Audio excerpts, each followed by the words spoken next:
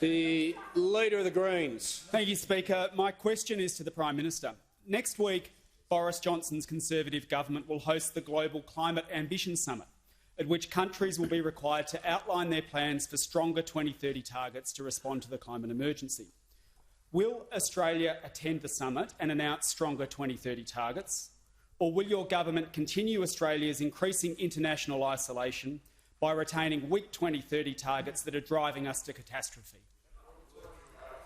The Prime Minister. Thank you, Mr. Speaker. I thank the member for his questions. Indeed, we will be participating, and I've communicated as such to the Prime Minister of the United Kingdom, and I look forward to participating in that program, as we have participated on similar topics over the last few weeks. The APEC summit, at the G20 summit, the East Asia summit prior to that, Mr. Speaker, and at a recent meeting also with the President of the European Union, Mr. Speaker.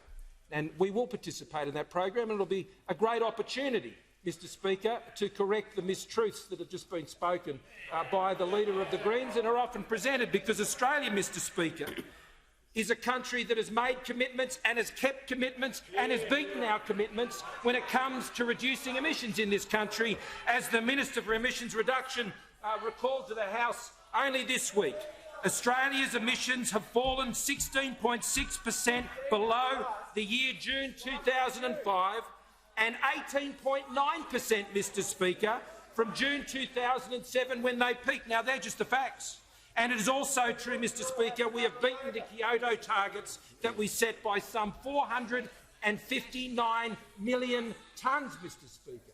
And it is also our government's policy, as I have also already had the opportunity to convey, that we believe the future of getting to net zero emissions is by technology, not by taxes, Mr. Speaker. Because, Mr. Speaker, the if and when is not the question, the how is the question. And if you don't know how to do it, Mr. Speaker, you'll never get there and you'll never achieve it. This is the practical contribution that Australia brings to the table, Mr. Speaker.